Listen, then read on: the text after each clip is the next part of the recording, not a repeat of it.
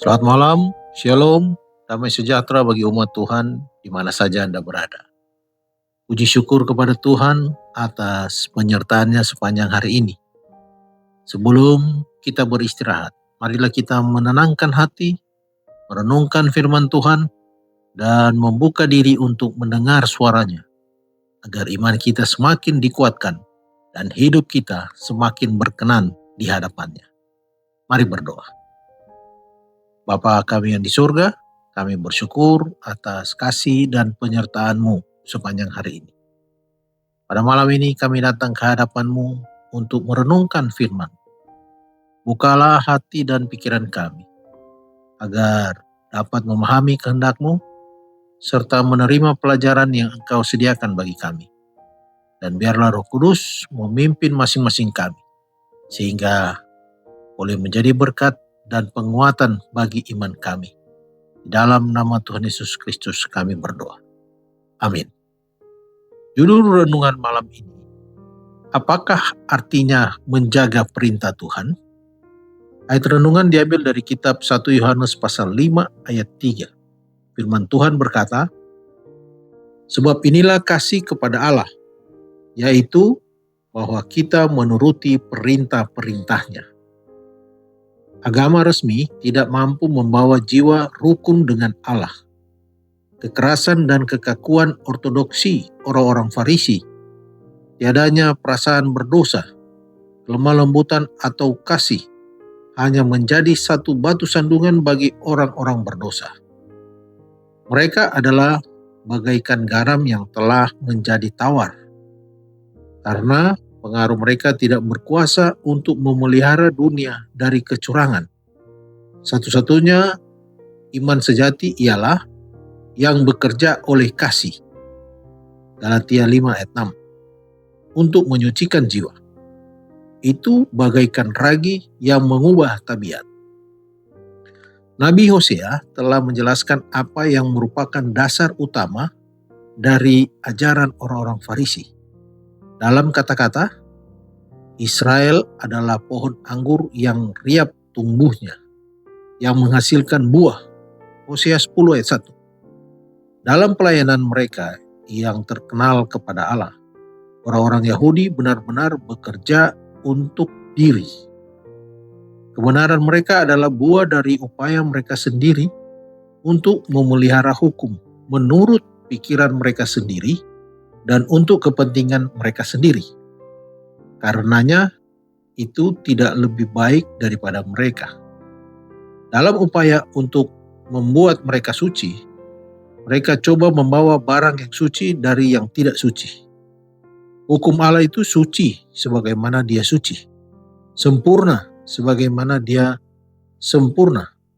Hukum itu menunjukkan kebenaran Allah kepada manusia.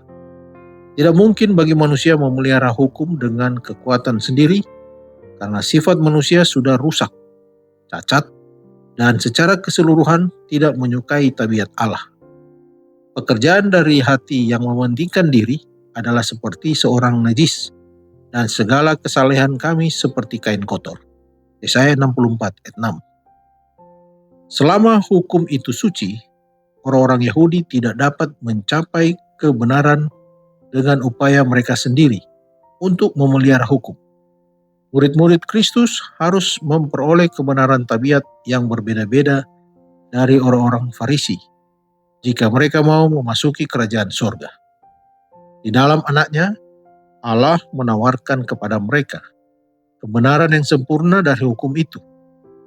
Jika mereka mau membuka hati mereka sepenuhnya untuk menerima Kristus, maka hidup Allah sendiri, kasih-Nya akan tinggal dalam diri mereka, mengubah mereka kepada keserupaannya, dan dengan demikian, melalui pemberian cuma-cuma dari Allah, mereka akan memiliki kebenaran yang dituntut hukum itu. Tetapi orang-orang Farisi itu menolak Kristus, tidak mengenal kebenaran Allah, dan oleh karena mereka berusaha untuk mendirikan kebenaran mereka sendiri. Roma pasal 10 ayat 3. mereka tidak akan menyerahkan diri mereka kepada kebenaran Allah. Yesus mulai menunjukkan kepada para pendengarnya apa artinya memelihara hukum-hukum Allah, bahwa itu adalah suatu salinan tabiat Kristus di dalam diri mereka. Karena di dalam Dia, Allah dinyatakan tiap hari di hadapan mereka. Dikutip dari buku Khotbah di atas Bukit, halaman 64 dan 65. Mari berdoa. Bapa kami yang di surga, kami mengucap syukur atas firman yang telah kami baca dan boleh menjadi renungan malam ini.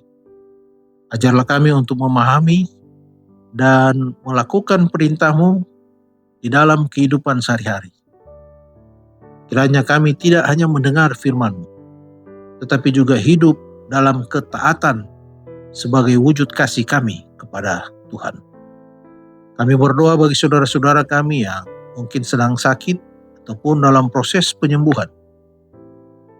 Memohon jamahan dan kuatkan mereka dengan kuasa-Mu. Berikan kesembuhan, penghiburan, serta pengharapan yang baru sesuai dengan kehendak Tuhan. Kami juga menyerahkan setiap keluarga kami kepadamu.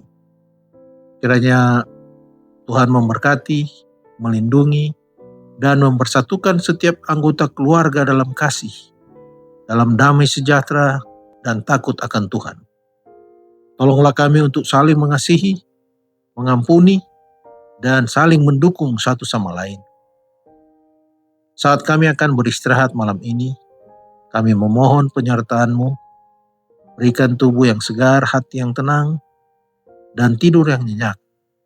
Lindungilah kami dari segala bahaya dan bangunkan kami esok hari dengan kekuatan serta semangat yang baru untuk memuliakan nama Tuhan. Di dalam nama Tuhan Yesus Kristus, kami sudah berdoa dan bersyukur. Amin. Selamat beristirahat, Tuhan Yesus memberkati.